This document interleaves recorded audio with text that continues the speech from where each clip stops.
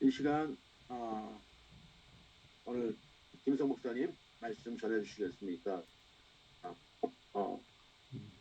네. 믿음 7과 믿음의 방해물들이라는 제목으로 말씀을 전해주시겠습니다. 큰 은혜 받으시기 바랍니다. 아멘.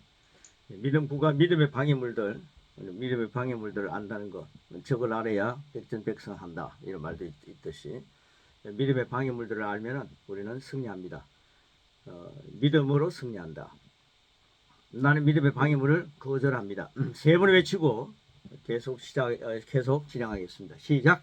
나는 믿음의 방해물을 거절합니다. 나는 믿음의 방해물을 거절합니다. 나는 믿음의 방해물을 거절합니다. 히브리서 4장 14절 시작. 그러므로 우리에게 큰 대제사장이 계시니 성천하시니 곧 하나님의 아들 예수시라. 우리가 믿는 도리를 굳게 잡을지어다. 아멘. 제가 얼마 전에 횃불 서울 사무회 모임이 있어서 양재에 가서 강의를 5차 이번에 했습니다. 그런데 5번째 가서 코로나 전과 후에 다 함께 합쳐서 이제 계속해서 5번째 갔는데 들을 때에 이 말씀이었구나 이런 생각을 좀 하고 있더라고요. 그런데 계속 이 말씀을 고백하고 매일매일 이 말씀을 누리고 사는 사람이 있는가 하면은 그 강의 시간만 듣고 이 좋은 말씀이 있구나 힘이 난다. 갔다 오니까 어떤 분이 댓글을 써서 올렸는데 목사님 다들 힘이 난다고 그럽니다. 그래요. 그러면 평상시에 우리 힘없이 산다는 거 아니에요. 말씀 없이 산다는 거 아닙니까? 근데 엄청나게 말씀을 많이 듣고 주일마다 설교 듣고 또 말씀 읽고 그렇게 살아가는 분들인데 우리 그리스도인들이 너무 힘을 잃고 사는 거죠. 그리고 승리를 누리지 못하고 산다는 거죠. 우리 선교사님들 어떻습니까? 우리가 살아가는 삶 속에 얼마나 많이 힘을 얻고 능력의 말씀 갖고 삽니까? 그래서 이런 말씀을 계속해서 여러분의 삶 속에 거룩한 욕심을 가지고 제가 지금 양육하고 고백했지 않습니까? 고백 그 12전을 꼭 계속 고백 많이 하시기 바랍니다. 하시면 분명히 매일매일 힘을 얻습니다. 저도 이제 고백을 오늘부터 시작하려고 하는데요. 하루에 1시간씩 고백을 한 적이 있었습니다. 약 1년 동안. 그때 굉장히 힘이 있었습니다. 어떤 사모님은 매일 이 고백을 해서 올립니다. 고백 1과 2과 3과 해서 계속 올리시고요. 그러면서 힘을 얻는데 확실히 하나님 말씀과 함께 영적인 말씀, 이 말씀이 우리의 삶을 생명과 평안으로 인도한다는 확신이 있습니다. 그래서 저는 그렇게 감사합니다. 계속 이제 교재 보시면요. 우리의 믿음은 우리가 하는 고백을 능가하지 못합니다. 제가 지금 존경하는 그런 일본의 박진구 목사님이 이런 말씀을 하시더라고요. 이 강의를 함께 들으시면서 2년 반이 지났는데 벌써 분명히 예수님은 베드로를 보고 또 네 고백 위에 교회를 세우리라. 근데 그 고백이 어떤 고백이 되어야 되겠습니까? 죽겠다, 힘들다, 실패한다, 걱정스럽다, 뭐 이런 얘기, 이런 고백 위에 교회가 세워지겠습니까? 얼마나 나약한 교회가 세워지겠습니까? 그러니까 네가 하는 고백입니다. 저는 이 말씀을 그렇게 얘기하시는 걸 들으면서 더 용기가 생겼습니다. 우리가 그리스도의 말씀을 고백하고 그 고백이 장착이 되어가지고 그 위에 교회가 세워진다면 얼마나 든든하겠습니까? 그 위에 선교처가 세워진다면 그 위에 가정이 세워지고 나라가 세워진다면 얼마나 멋있겠습니까? 그래서 내가 하는 고백이 이게 보통 하는 게 아니구나. 내가 고백을 가지고 계속 여물어질 때에 성숙해질 때에 그 위에 교회가 든든히 선다는 거죠. 이걸 목회할 때 더 확실하게 깨달았더라면 얼마나 좋았을까 하는 생각이 듭니다. 자, 그래서요, 우리의 믿음은 우리가 하는 고백을 능가하지 못한다. 그런데 교회는 죄에 대한 고백은 무척 많이 하지만 고백하면은 제 고백입니다. 그런데 그리스도의 말씀 고백은 희귀하다는 겁니다. 너무 희귀합니다. 우리의 믿음의 고백을 파괴하는 것들이 있는데 그것은 연약함과 실패와 질병 등을 말합니다. 그리고 너무 율법적인 것을 많이 고백하게 만들죠. 이런 고백을 해가지고 어떻게 교회가 바로 설 수 있겠습니까? 자, 예수님이 우리의 질고를 담당하셨다는 그 진리를, 그 매력적인 멋진 진리를 우리 입술뿐만 아니라 우리 심령으로 고백하고 굳게 붙잡아야 합니다. 그래서 첫째, 이해의 부족이라고 썼습니다. 우리가 이 말씀을 이해해야 한다. 성령께서 도와주지 않으면은 아무리 제가 열강을 해도 못 알아듣더라고요. 그래서 저를 한번 따라해 주시기 바랍니다. 성령님을 사랑합니다. 성령님을 사랑합니다. 성령님을 시인합니다. 성령님을 신합니다. 성령님을 인정합니다. 성령님을 인정합니다. 우리가 성령님을 시인할 때에 성령님의 역사를 소멸하지 않는 거죠. 그래서 오늘 이 시간 우리 시공간 속에 우리 머리부터 발끝까지 성령님의 주관 속에 있기를 축복하고, 성령님께서 깨닫게 하셔야만이 깨닫게 됩니다. 이 말씀을 하고 난 뒤에 성령께서 우리에게 이해가 충만해질 수 있도록 성령님이 이 시간 완전히 우리를 장악해 주시고 간섭해 주시기를 기도합니다. 아멘. 네. 자, 그 다음 밑에 보시면 새 피조물의 의미와 그 실제가 어떤 것인지에 대한 이해가 부족하면 우리는 믿음 생활에서 많은 방해를 받습니다. 새 피조물들은 자기 안에 계신 하나님의 존재를 인식해야 하고, 또한 자신이 어떤 위치, 어떤 생명을 가졌는지도 이해해야 합니다. 우리 누누이 많이 했지 않습니까? 그래서 제가 고백 12주 그거 계속 고백하라는 거죠. 그게 우리가 계속 누려야 할, 하나님 안에서 누려야 할 그런 내 자신의 정체성이죠. 그리고 내가 예수님 때문에 어떤 존재가 됐는가, 어마어마한 존재가 되었습니다. 이걸 계속 고백하면서 나라는 존재를 먼저 다듬어야 됩니다. 그리고 먹여야 합니다. 자, 그러나 이런 이해가 부족할 때 종교의 굴레 속에서, 기독교는 종교가 아니다 막 그러지 않습니까? 종교의 굴레 속에서 노예는 속출됩니다. 이런 이해가 부족하면 성령님의 역사를 소멸하고 누리지 못하면은 하나의 어떤 종교의 굴레 속에서 노예가 되는 거죠. 진정한 믿음은 말씀을 이해할 때 풍성한 지식의 결과를 누립니다. 그러니까 성령님을 벗어나서는 기독교가 힘없는 거죠. 의미가 없는 거죠. 그래서 예수님이 가시면서 내가 가는 게 더 유익하다. 성령을 보내주신다. 그래서 성령님이 우리에게 오셨습니다. 아멘. 제가 말씀을 나누는데요, 함께 있는 청중들이 지금 성령님이 여러분 안에 계십니다라고 하면요, 굉장히 낯설게 생각합니다. 지금 성령님이 오시옵소서라고 하면요, 그게 익숙해요. 내 안에 계신 성령님을 먼저 인정해야 합니다.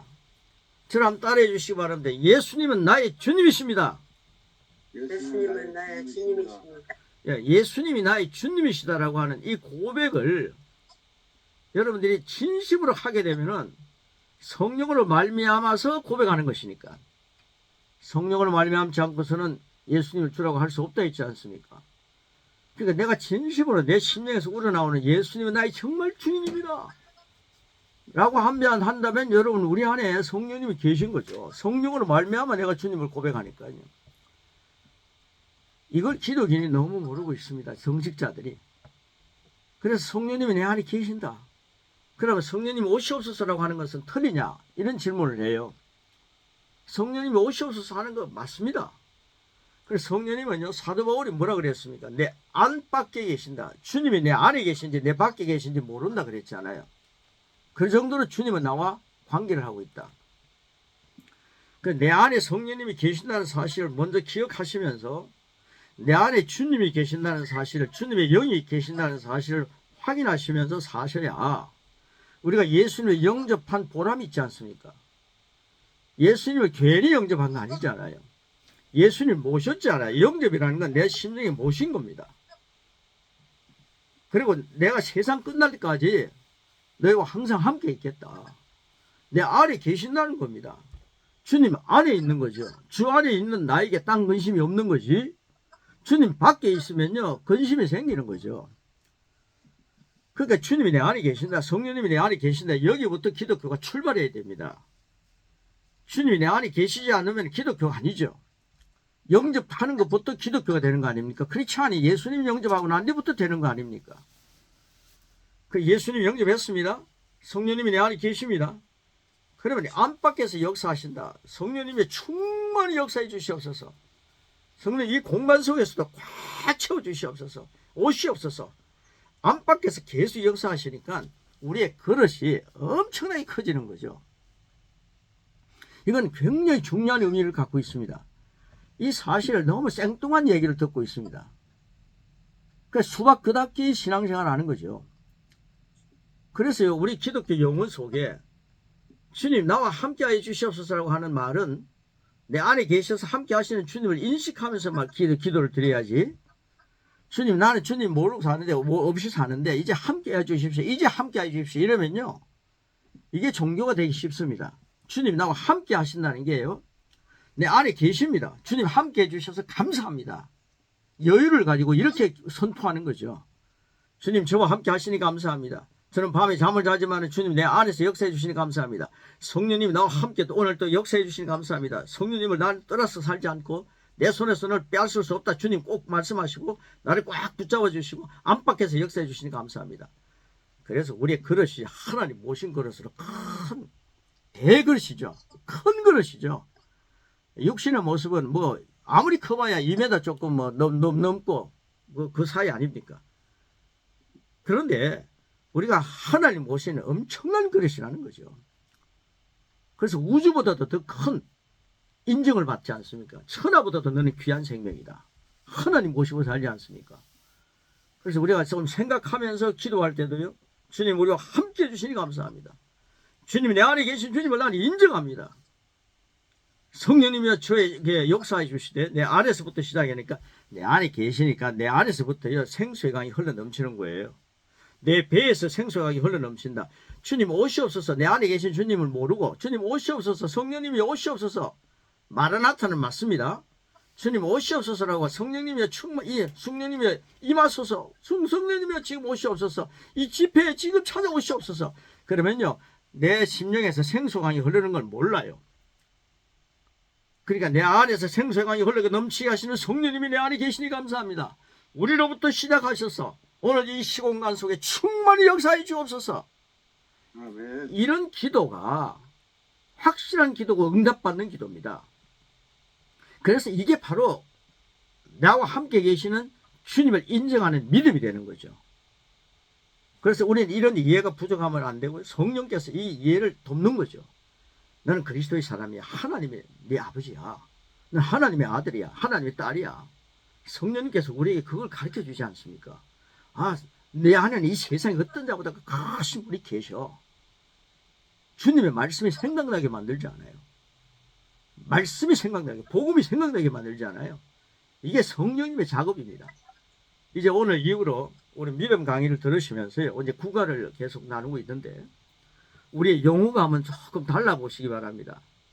주님 이 시간에 여러분 설교하신다든가 집회를 하실 때 성령님이 오시옵소서라고 하는 기도는요. 조금 생각하시면서 하시고 내 안에 계신 성령님을 먼저 인정하고 예수님을 나의 주님이라고 하는 것을 대중들이 함께 고백하게 만드셔서 성령으로 말미암아 예수님을 주님이라고 고백했기 때문에 당신 안에 성령님 계십니다. 진심으로 고백했다면 계십니다.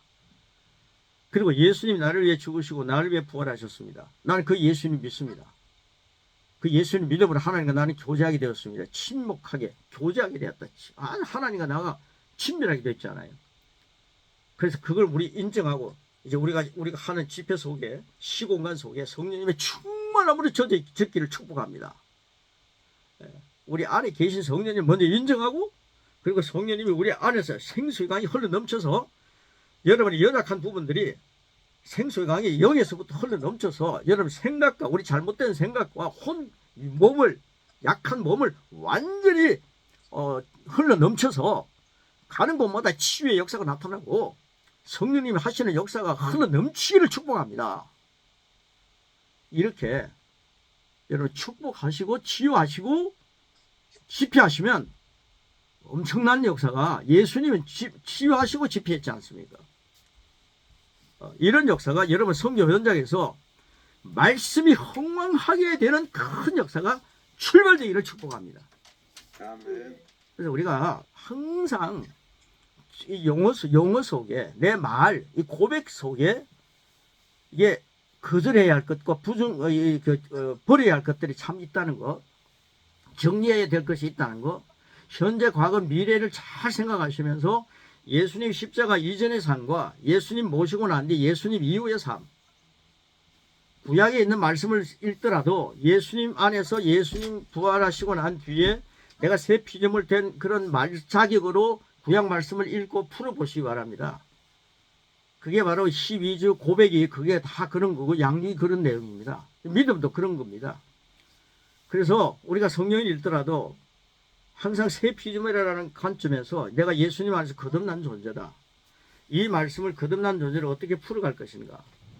성령님 이 풀어가는 이 내용을 도와주실 줄 믿고 감사드립니다. 그러면서 풀어가는 거죠. 이게 살아있는 생명의 말씀이 됩니다. 예화를 많이 잘 사용하는 건 좋습니다. 그래, 예화나 여러 가지 책을 읽고 얘기하는 것은요, 그 속에서는 생명이 없어요.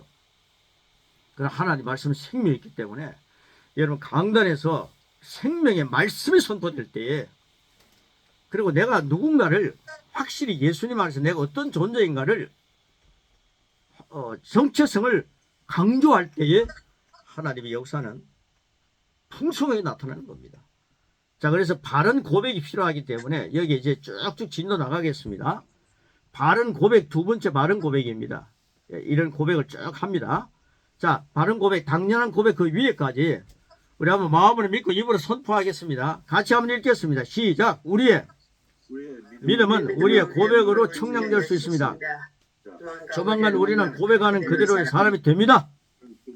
살아있는 말씀이란 성령 하나님이 계속 말씀대로 일하신다는 뜻입니다. 많은 사람이 부정적인 고백을 많이 합니다. 잘못, 실패, 돈 부족, 능력 부족, 건강 약함 등입니다. 예외 없이 그런 수준에서 벗어나지 못합니다. 잘 알려지지 않은 영적 법칙이 있습니다. 그것은 우리의 고백이 우리를 지배한다는 법칙입니다. 그런 의미로 바른 고백은 그리스도인에게 필수입니다. 중요한 얘기했죠. 우리의 고백이 우리를 지배한다. 이게 영적인 법칙입니다. 그 다음에 예를 들어서 설명했습니다. 우리가 주님의 주권을 고백하고 동의할 때 그분의 보호 아래 있음이 실감되며 동시에 염려와 두려움은 끝나고 믿음은 시작됩니다. 우리가 예수님을 구원자로 받아들이고 주로 고백했다면 당연히 하나님의 신성과 연합된 새 피조물의 신분으로 바뀐 것입니다. 예, 그래서 교회에서요, 너무 죄에 대한 고백하면 죄를 고백하는 것만 알고 있어요.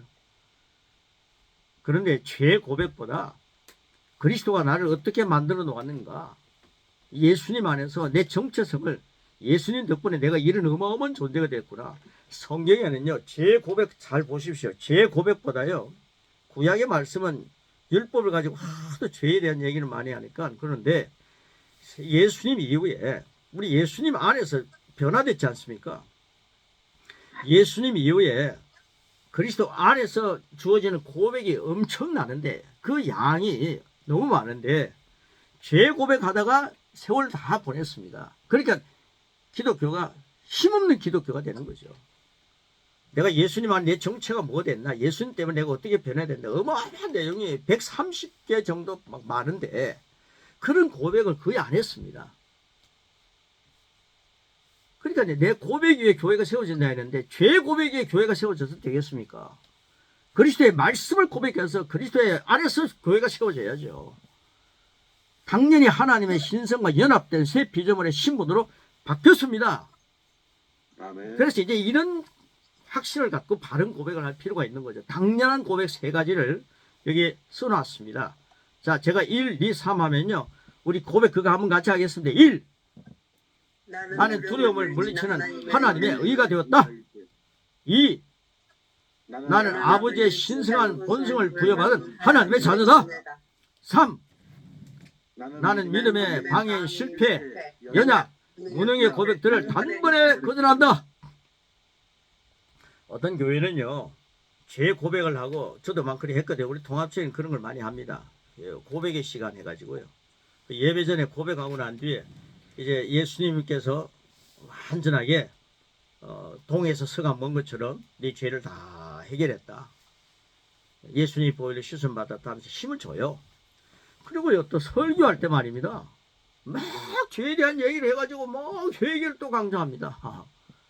앞에 부분에 참여의 시간을 갖고 다 해결됐다 해놓고 그 다음에 또 사람을 막 정죄를 하는 거예요. 그러니까 청년들이 앞뒤가 맞지 않습니까? 그 청년들이 왜 교회를 빠져나가겠는가? 고민해봐야 됩니다. 여러분, 저기 정치성을 안다면 왜 교회를 빠져나가겠습니까? 예수님 안에서 내가 하나님 내 아버지시고 어마어마한 존재가 됐다. 그 사실을 강조하고 그 다음에 내 자범죄는 예수 그리스도의 십자가에서 다 해결됐다. 자유하게 만들면서 내가 예수님 때문에 의인이 됐는데 어떻게 죄를 지을 수 있느냐. 자기 정체성을 확실하게 심어주면요. 제가 봤습니다. 어마어마한 젊은이들이요. 죄에서 멀리 떠나면서 의의 생활을 하더라고요. 자, 그 다음 첫째, 올바른 고백입니다. 자, 이제 이 첫째 올바른 고백부터 굉장히 중요한 내용을 이제 우리에게 실어주는 거죠. 뭐 믿음이라는 게 뜬구름 잡는 게 아닙니다. 믿는 자에게는 불가능이 없다 뭐 이런 걸로 막 잡고 하면 청년들이 이해를 못합니다. 구체적으로 설명해야 됩니다. 첫째, 올바른 고백입니다. 그것은 우리를 자유롭게 합니다. 자, 요한복음 12장 49절 시작.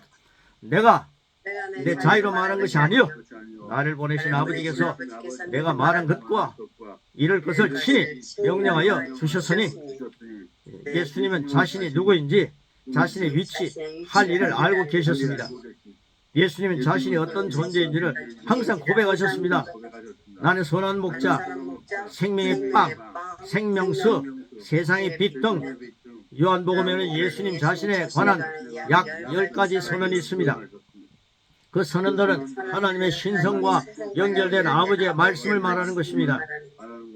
요한복음 7장 29절 시작. 나는 아노니 이는 내가 그에게서 낳고 그가 나를 보내셨습니다. 주님은 개인적인 야망과 성취 목표도 없었습니다. 단순히 아버지의 뜻을 행하고 계셨고 나를 본다는 아버지를 보았거늘 라고 말씀하실 정도로 아버지를 드러내셨습니다. 우리도 세상의 야망과 욕망을 예수님처럼 내려놓을 때 하나님 말씀이 우리의 입술을 통해 기적들을 나타냅니다. 자신의 유익을 구하는 것은 사실 스스로를 제한하는 것입니다. 이기적인 사람은 제한된 사람입니다. 아버지를 드러내는 사람은 말씀이 말하는 대로를 고백하고 누리는 사람입니다. 아멘. 예수님은 이렇게 말씀했죠. 하나님이 나를 보내셨다. 내가 그에게 낳고 하나님부터 낳고 나를 보내셨다. 여러분, 우리가 어떤 존재입니까? 예수님 믿고 난 뒤에 하나님부터 난 자가 됐습니다. 야고보서는 생명의 말씀으로 우리를 낳으셨다 그랬습니다. 그러니까요, 예수님처럼 우리도 그렇게 고백해야죠. 내가 하나님의 말씀으로 태어난 자다. 하나님이 나를 보내셨다. 하나님이 나를 보내셨다. 하나님이 나와 함께 계신다. 하나님이 나의 아버지시다. 하나님부터 태어났으니까 내가 하나님이 내 아버지 아닙니까? 아버지가 오늘도 나를 든든히 나를 살펴주시고 계시고 나를 뒤에서 밀어주고 계신다. 이런 확신한 믿음을 심어줘야죠. 내가 가져야죠. 두 번째입니다. 두 번째, 앞에는 첫째는 올바른 고백이고요. 두 번째는 잘못된 고백입니다. 잘못된 고백을 먼저 하고 올바른 고백을 해도 되겠죠? 자, 자기의 고백 때문에 속박당하고 있는 것을 인식하는 사람은 거의 없습니다. 아, 내가 이런 잘못된 고백이 있기 때문에 내가 이런 일이 일어나구나. 이걸 생각하는 사람 별로 없어요. 왜 하나님 함께 해주지 않습니까? 이런 얘기를 합니다. 자기가 잘못된 고백하는 겁니다. 아이고, 내 죽겠다 하면서, 죽겠다 하면은 죽는 일이 생겨야 되잖아요. 죽을 일이 생기면 하나님 왜 이러십니까? 이래요. 그 자기가 고백한 대로 된다는 거, 그 고백 때문에 속박당하는 걸 알아야 됩니다. 그래서 믿음 이 구간 굉장히 중요합니다. 교인들이요, 이거 모르고 수십 년 신앙생활하고 하나님 나라 가는 사람들 많아요. 그저 초보 신앙만 맴돌다가. 자, 그 다음 보시기 바랍니다. 우리는 부지불식간에 우리가 믿는 것을 고백합니다. 자기가 믿는 걸 고백합니다. 질병을 고백하면 우리는 질병을 믿는 것입니다. 약함과 실패를 고백하면 약함과 실패를 믿는 것입니다. 그런 뜻입니다. 사람들이 가지고 있는 잘못된 믿음들은 한심할 정도로 자연스럽습니다. 내가 암이 있다면 내가 암이 있다는 걸 믿는 거죠. 여러분, 암이 있다는 걸 믿는데 예수님이 내 안에 있다는 걸 안 믿는 거예요. 위기의 양은 믿는데 성령님이 내 안에 계신 건 안 믿는 거예요. 혈액은 내 안에 있다. 불치병은 등등 약함은 나의 것이다. 확실히 믿습니다. 그래, 성령이 보십시오. 육신적인 그런 걸 믿으라 했습니까? 네 안에 계신 주님을 믿으라고 했잖아요. 근데 믿음은 연약한 것들은 잘 믿어요. 내가 지금 체험하고 있기 때문에 그거 믿어지죠. 그래, 성경은 주님을 믿으라고 말하고 있습니다. 문제는 이 잘못된 것들이 고백이 되고 잘못된 것들이 고백이 되고 믿음이 되고 결국 그것들의 지배를 받고 그것들이 절대적인 주가 됩니다. 주가 됩니다. 자신의 약함을 꾸준히 고백하는 습관은 스스로 자신의 믿음도 항상 부족하다고 쉽게 고백합니다.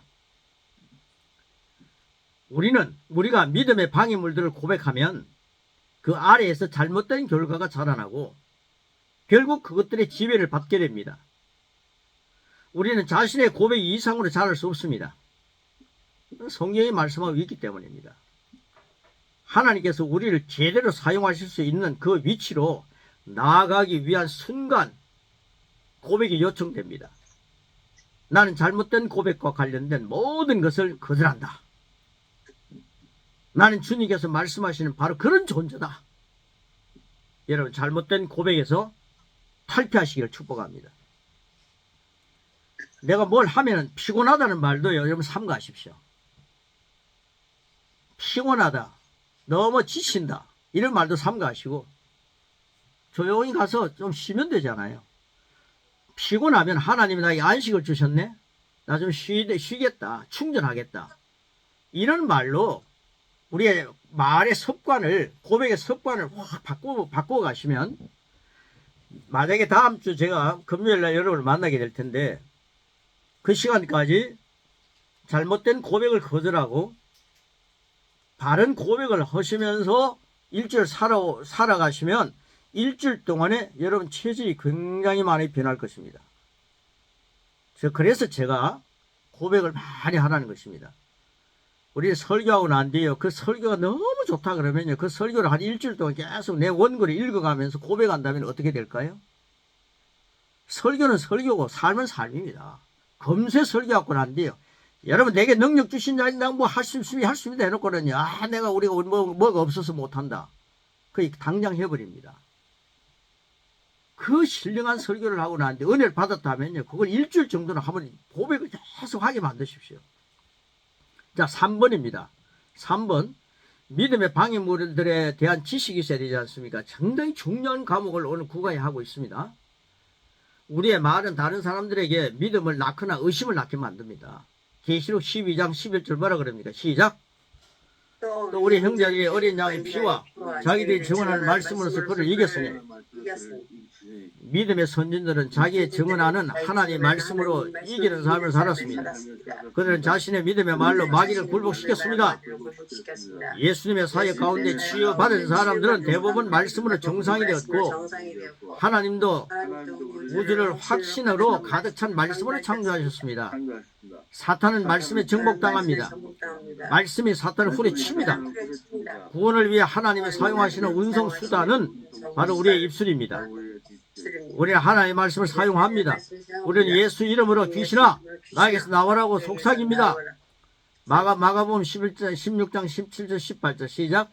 내 이름으로 귀신을 쫓아내며 병든 사람의 손을 얹어 나으리라. 손을 얻는 것은 감각에서 인상적인 영향을 주지만 치유하는 것은 말씀입니다. 예수님 말씀하셨습니다. 내 이름으로 무엇이니 구하면 내가 행하리라. 내 이름으로 무엇이니 요구하면 내가 시행하겠다는 것입니다. 우리는 성령 미문에서 베드로가 말했던 것과 똑같이 요구하면 됩니다. 나사렛 예수 그리스도의 이름으로 일어나 걸어라. 그의 말이 그 사람을 예방시켰습니다. 진리를 알지니 진리가 너희를 자유롭게 하리라. 그러므로 아들이 너희를 자유롭게 하면 너희가 참으로 자유로우리라. 우리는 아들이 이미 우리에게 자유하게 하셨다는 것을 알고 고백합니다. 예수님은 우리의 고백의 대제사장이십니다. 그리께서 우리의 원수를 정복하셨습니다. 그것은 사탄과 죄와 질병과 두려움과 죽음과 궁핍입니다. 주님은 이 모든 것을 사로잡아 우리를 자유하게 하셨습니다. 히브리서 4장 14절 그러므로 우리에게 큰 대제사장이 계시니 성천하시니 곧 하나님의 아들 예수시라. 우리가 믿는 도리를 굳게 잡을지어다. 이 고백은 말로 표현된 믿음입니다. 원수에 대한 승리입니다. 말씀의 확신입니다. 고린도서 2장 5절입니다. 시작. 이는 내가 육신으로는 떠나 있으나 심령으로는 너희와 함께 있어 너희가 질서 있게 행함과 그리스도를 믿는 너희 믿음이 굳건한 것을 기쁘게 봅니다. 여기서 믿음이 굳건한 것은 지속적인 승리의 고백을 의미합니다. 우리에게 승리 없는 고백이라는 있을 수 없습니다. 그러나 이 모든 일에 우리를 사랑하신 이로 말미암아 우리가 넉넉히 이기느니라. 이렇게 우리가 넉넉히 이기고 있느냐는 거죠. 세상을 넉넉히 이긴다 그랬는데. 그래서 이런 말씀을 모르니까 그리고 부정적인 말을 하고 잘못된 고백을 많이 하니까 항상 세상에서 지는 말들로 살아가고 세상에서 살 맛이 없다 힘들다. 기독교인이 자살해서 되겠습니까? 기독교인이 우울해져서 되겠습니까? 기독교인이 약한 존재로 살아야 되겠습니까? 죄 고백을 너무 많이 하고 참회 기도만 계속 하다 보니까 인간이 굉장히 약해지더라고요. 그런데 이런 그리스도 안에서 내 정체성을 고백하기 시작하니까요. 목사님들 앞에서 말 한마디도 하기가 힘들어하던 저 자신이 이런 대담한 자가 되더라고요. 우리 안에 계신 성령님이 춤추게 해야 됩니다. 우리 안에 계신 성령님을 춤추게 만들어야 합니다. 성령님과 함께 동행하면 담대해집니다. 하나님 말씀이 믿어지고 하나님 말씀이 힘차게 선포됩니다. 아멘. 이 거룩한 체질이 바뀌기 위해서요. 여러분 고백 12조 그거 매일 고백하시기 바랍니다. 그리고 지금 믿음 강의요. 이거 고백해가지고 여러분들이 계속 녹음해서 들어보시기 바랍니다. 정말 힘이 납니다. 자, 그 다음 밑에 보시면 예수님께서 그분을 대적하는 통치자들과 권세들을 무장 해제시키시고 드러내 구경거리를 삼으셨습니다. 이제 우리는 믿음의 방해물을 알았습니다. 말씀을 의심하고 두렵게 하는 방해물들을 거절하며 주께서 말씀하신 바로 그런 존재임을 굳게 붙잡고 소리 높여서 고백하자는 겁니다. 고백합시다. 그래서 1번, 2번, 3번 그 다음에 나는 믿음의 방해물을 거절한다. 이 세 개를 여러분 우리 함께 3번 하겠습니다. 자, 1번부터 마지막까지 3번 고백하고 마무리하겠습니다. 자, 준비되셨죠? 시작. 나는 말씀을 이해하는 것에 부족함이 없는 믿음을 갖고 있다. 나는 약함과 의심과 두려움을 인정하는 말과 생각을 거절한다. 나는 주님께서 말씀하신 바로 그런 존재다. 나는 믿음의 방해물을 거절한다. 한 번 더요. 나는 말씀을 이해하는 것에 부족함이 없는 믿음을 갖고 있다. 나는 약함과 의심과 두려움을 인정하는 말과 생각을 거절한다. 나는 주님께서 말씀하시는 바로 그런 존재다. 나는 믿음의 방해물을 거절한다. 한 번 더요. 나는 말씀을 이해하는 것에 부족함이 없는 믿음을 갖고 있다. 나는 약함과 의심과 두려움을 인정하는 말과 생각을 거절한다. 나는 주님께서 말씀하신 바로 그런 존재다. 나는 믿음의 방해물을 거절한다.